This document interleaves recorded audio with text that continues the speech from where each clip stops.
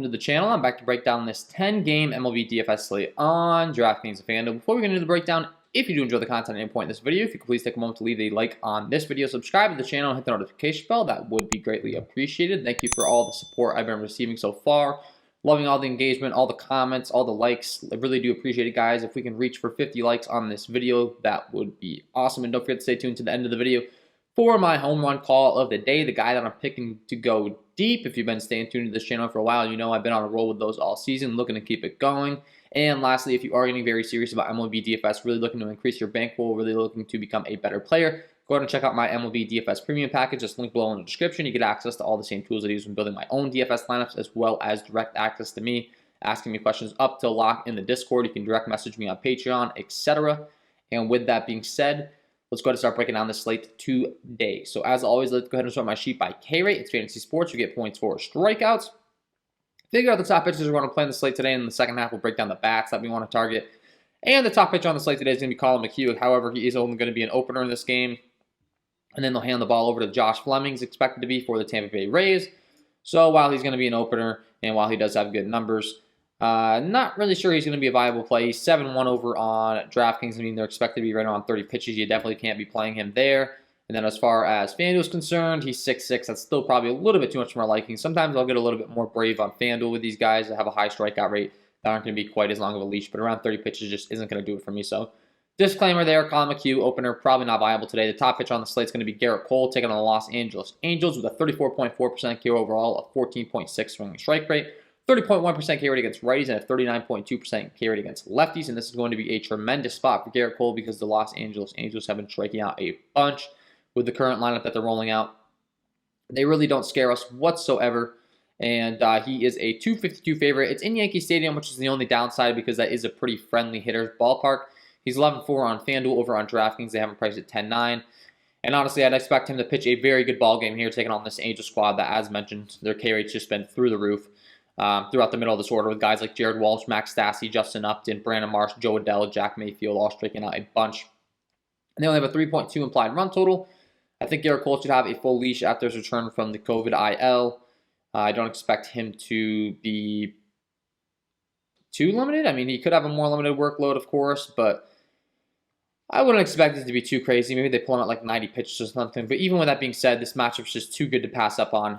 Great matchup here, taking on the Los Angeles Angels. Kevin Gausman taking on the New York Mets comes in with a 29.8% K overall, a 14.8 swinging strike rate, 31.3% K rate against righties, and a 28.4% K rate against lefties. Also has been very, very good of the season. Taking on a New York Mets squad tonight. That's not an ideal matchup. However, they do have their fair share of strikeouts, and it's in San Francisco, which is pretty much the best pitcher's ballpark you could ask for in the league. It's definitely up there. It's only going to be 63 degrees. That's great pitching weather. Very friendly confines. Pulling up the diagram here that I would like to show you guys as far as the Giant Stadium is concerned. You can see a lot of red going on for both sides of the plate. Not exactly the best hitting environment whatsoever, especially when it comes to home runs, which, let's be honest, in today's day and age, the long ball plays a big part in the game. So love targeting pitchers in San Francisco. I think it's a great spot for Kevin Gausman. Not quite as good as the spot for Garrett Cole, but solid number 2 option on the slate. We will have some other great options as we go along here. We have Justin Steele taking on the Cincinnati Reds. He comes in with a 28.6% K overall, a 22% K rate against righties, and a 40.7% K rate against lefties. Taking on a Cincinnati squad that's a little bit less than an ideal matchup. And when you're looking at his price tag over on DraftKings, he's only priced at 5-4. Last time out, he saw 70 pitches, 300 runs given up against a Milwaukee squad. And the Cincinnati Reds really isn't an easy matchup. So I'll be honest, while he does, top up there on the slate as far as strikeouts are concerned, he's really not that good of a pitcher overall. I mean, he's got good ground ball, fly ball stuff. We do have limited sample size, 18 innings pitched, but the Reds have a 5.78 implied run total. If that doesn't tell you what you need to know, I'm not really all that interested in Justin Steele. Maybe a high risk, high upside option in tournaments. I mean, you're looking at the spreadsheet, he does have good K stuff. Maybe other people just write him off because of this Vegas total when he goes out there and pitches a really good game. I mean, we saw that Diamondbacks pitcher make his debut. No one played him, and he had a no-hitter. I mean, the people that did play him won all the money. So it's always a possibility. His numbers do grade out pretty decent. Frankie Montas taking on the Chicago White Sox, another team that strikes out a bunch as of late with a 26.4% K rate, a 13.6 swinging strike rate, 22.1% K rate against righties, and a 31.2% K rate against lefties. He could be a good play. The only problem I see with him is that he does have a much higher K rate to left-handed hitters than he does right-handed hitters. And this lineup is pretty right-handed heavy for the most part. They are going to throw in their few lefties in there more than they had in the past with Cesar Hernandez. Now they have Yoan Moncada, Brian Goodwin, Jake Lamb, and Zach Collins. So a few lefties in there. And overall, the strikeout rate's just really high. So Frankie Montas is another guy that's going to have a lot of upside for you on this slate today. And we're going to have more guys. Carlos Hernandez is going to be a no for me, taking on a Houston Astros team that just really doesn't strike out. But Touki Toussaint, another guy in a great matchup here. There's a few teams individually that, we saw a few teams ship off a bunch of people before the trade deadline, and their lineups just really aren't looking too good. And the Miami Marlins are one of those teams right now. A 24.1% K overall, 11.2 swing strike rate, 24.6% K rate against righties, a 3.1% walk rate is always great, and then a 23.5% K rate against lefties. So a little bit of a raw talent. He can give us some hard contact, but if there was ever a time to target him, I think this is the spot. It's in Miami. I would argue the best pitching environment in baseball, looking at the diagram and the way that the stadium is built there. A lot of red going on. It's in a dome. The weather just really doesn't allow the ball to carry oftentimes with inside. It's air conditioned and all that fun stuff. So I always love targeting pitchers in Miami. The Miami Marlins lineup is terrible. Touki Toussaint, a raw talent, but does have K upside. I think he's going to be a great option today, and we've seen these teams repeatedly supply K upside, the Marlins, the Tigers, a few of these teams that we'll go over throughout the rest of the season. So I like targeting Touki Toussaint tonight as a cheaper option. A little bit of a risk, but, can't get a much better spot from him. We also have Wade Miley taking on the Chicago Cubs, which is another team that I've really been enjoying targeting. He's probably the last pitcher that I'm really going to want to promote on this slate today. And for good reason, I think. An 18.5% K rate, 9.8 swing strike rate. The ground ball, fly ball stuff's good. He does a good job of not walking too many people and limiting slugging. Right around like 18 or 19% K rate, so it's not going to blow you away as far as his K rate. But when he's taking on the Chicago Cubs team tonight, that has the lineup that they've been rolling out lately, I think that we could see his K rate really inflate here. He's a 229 favorite, expected to get the win fairly easily. And yeah, I think it's fairly simple. This Cubs team is going to strike out a bunch. Wade Miley, a guy that's had a pretty good season overall, and a guy that I think could see his K rate really inflate here. So 8-2 on DraftKings, over on FanDuel, they've priced at 8-8. And I think you got to have some interest in Wade Miley tonight. So, that would be my overall interest as far as pitchers are concerned on this slate today. As far as anyone else you can make an argument for, I just really don't feel like there's a need. We got Jake Reed taking on the Kansas City Royals. Yeah, sure, maybe. He's really not making me get all that excited. Rich Hill taking on the San Francisco Giants. He's really not making me get all that excited, to be honest. So I think that's a good overall breakdown, and I've mentioned some names with guys that we can really stick to in our core. And with that being said, let's go ahead and switch over to bats. As always, I like to go ahead and sort my sheet by Sierra, scale on our active ERA. It's a good way of determining how good a pitcher's been so far in the season and how good he's expected to be in the future. And the worst on the slate today is going to be Matt Harvey taking on the Tampa Bay Rays. Ground ball, fly ball stuff has not been good. K rate's not been good. Hard contact stuff has not been good. He's giving up a 5.12 slugging to righties and a 4.16 slugging to lefties. That is not going to get the job done. And when looking at the Tampa Bay Rays lineup, they have made some big improvements. The only downside here is in the Trop in Tampa Bay. Pulling up the diagram as far as that plays for a hitting environment, it is not very good. A lot of red and yellow going on. Once again, a dome situation where the ball just doesn't carry, and the confines really just don't play that well to hitters. However, when you got a guy like Matt Harvey that's giving up this much hard contact, this much of a target, let's be honest, the Rays can definitely still go off tonight. Brandon Lau, Austin Meadows, Nelson Cruz, G-Man Choi, Wander Franco, Randy Arozarena, Joey Wendell, Kevin Kiermaier, Francisco Mejia. I honestly feel comfortable playing every single one of these guys. Once you get down towards the bottom of the order, of course, it gets not quite as friendly through the 7 through 9 spot, but even then, they're not terrible hitters at all. For 7 through 9 hitters, you can get them low-owned, part of the stack, and they can get a wraparound stack, and they have a 5.39 implied run total, and then they get to take on that terrible Baltimore Orioles bullpens. So the Tampa Bay Rays definitely going to be a stack you're looking to today. We have Ryan Weathers taking on the Colorado Rockies. Really not a guy that we've been scared to target all season long. When specifically looking at his numbers, he's very easy to target with right-handed power. Against the lefties, he's been a lot better. He's a left-handed hitter himself. But against righties, he gives up a 5.03 slugging, a 42.9% hard contact rate. That's second worst on the slate with a 360 WOBA against those right-handed hitters. And the Colorado Rockies are going to be playing in Coors Field tonight. So it's going to be a great hitting environment, of course, best hitting environment in the league. It's 86 degrees, 9-mile-an-hour winds blowing right to left.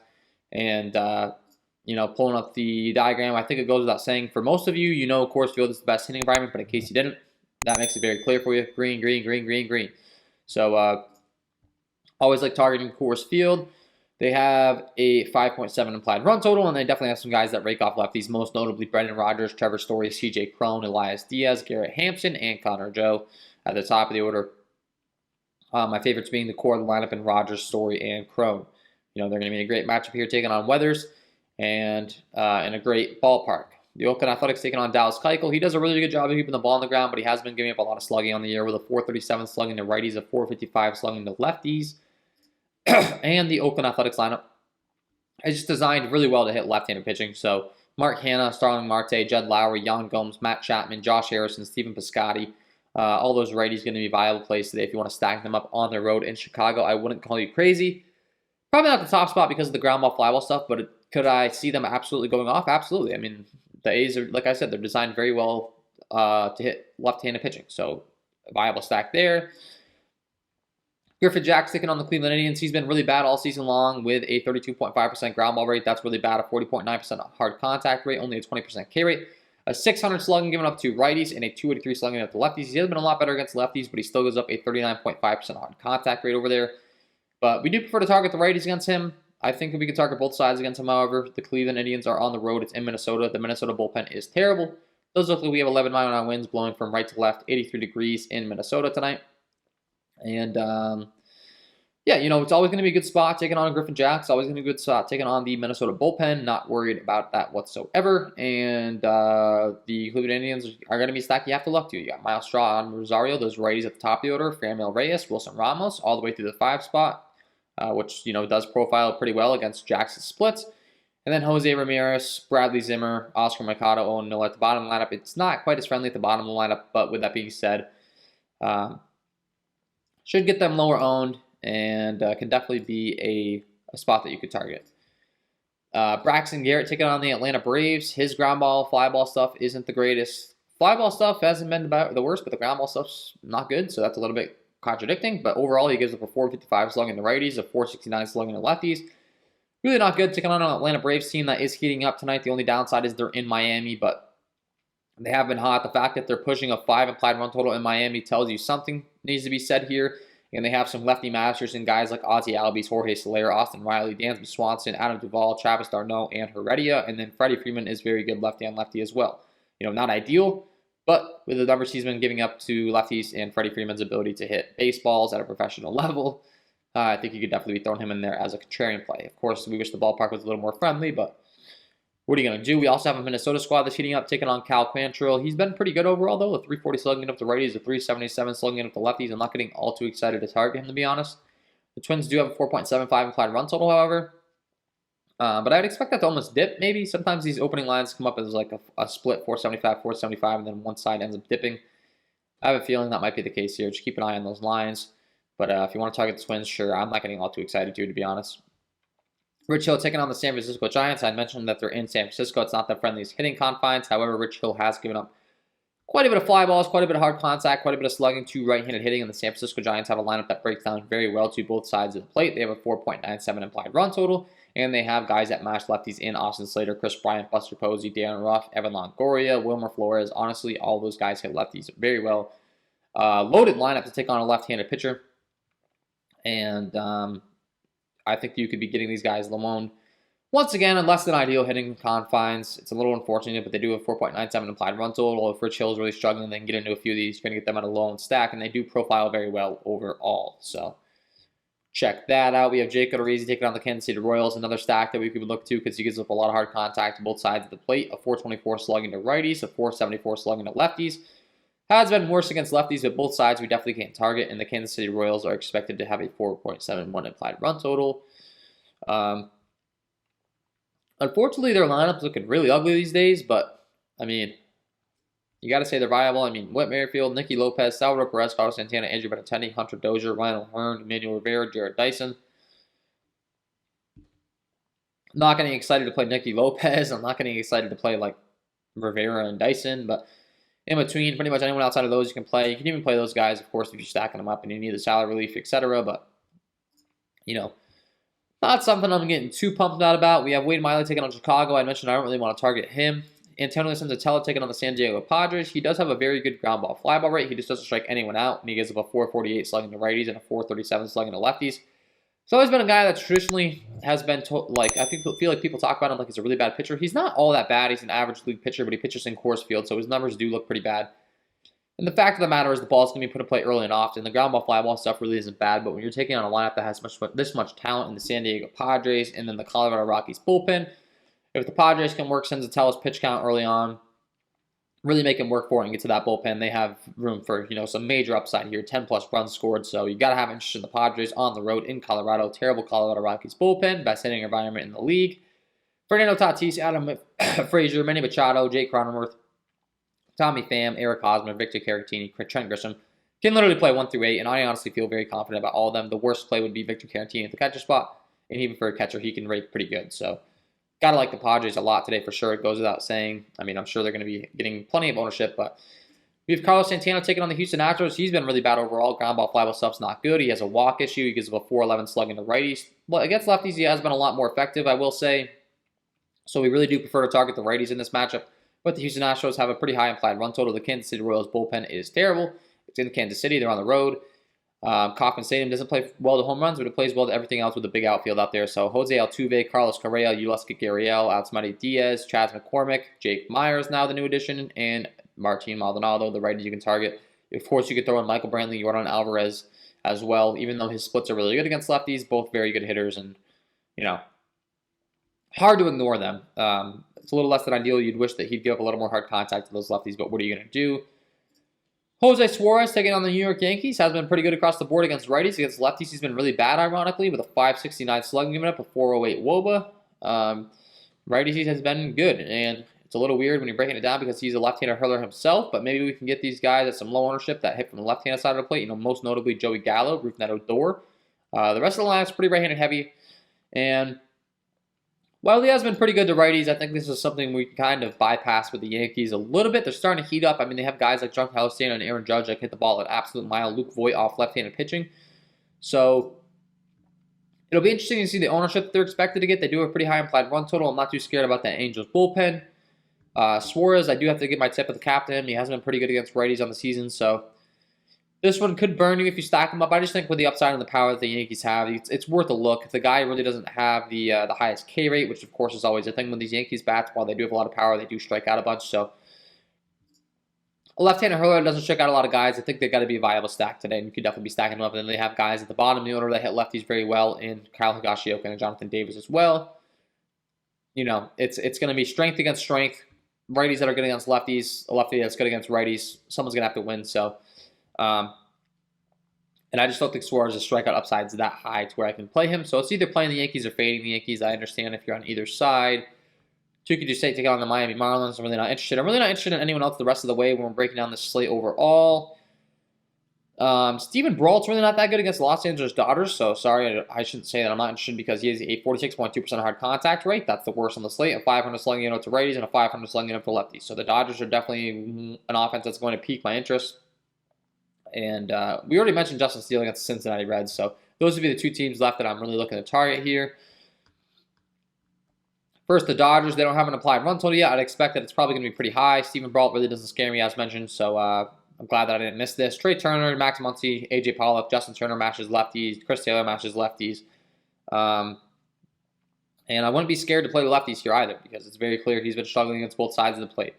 So, no issues. The only thing I'd mention, he only has a 9 pitch sample size, but overall in the past, we've seen Steven Brault pitch for quite some time now. He's just really not that good. So the Dodgers lineup is one of the top lineups in the league. You got to have interest. And then lastly, I'd mentioned the Cincinnati Reds team taking on Justin Steele. He really doesn't scare us, and they have some lefty mashers in Jonathan India, Nick Castellanos, Tyler Stevenson, Kyle Farmer, Eugenio Suarez, and Aristides Aquino. And then you can play lefties as well, get them lower owned. And then if they can get Justin Steele out of this ball game early, I'm sure that the lefties are going to be seeing some righties out of the bullpen, and Jesse Winker and Joey Votto. Another viable stack today. So with that being said, before I let you guys go, I got to give my home run call of the day. Let's get into it. And my home run call of the day today is going to be Fanduel Reyes taking on Griffin Jackson. Mentioned his hard contact issue specifically against right-handed hitting. Very, very bad. A 56.3% fly ball rate as well. 379 WOBA, 41.7% hard contact rate, and a 600 slugging given up to those righties. Not going to get the job done. and then we're specifically breaking down his repertoire and what he's relying on. Very reliant on the fastball slider combination. Goes to the fastball about 42% of the time, and that slider 31% of the time. On average, you're looking at about a 92 to 93 mile an hour fastball, and Fanduel Reyes crushes that pitch. A 500 ISO with a 421 WOBA, and then as far as the slider, no worries because Reyes can crush that as well. A 258 ISO with a 334 WOBA. Love this spot for Fanduel Reyes. Get him in your lineups because he is my home run call of the day. So there, right, guys, Fanduel Reyes, get him in your lineups, and that is all from me in this one.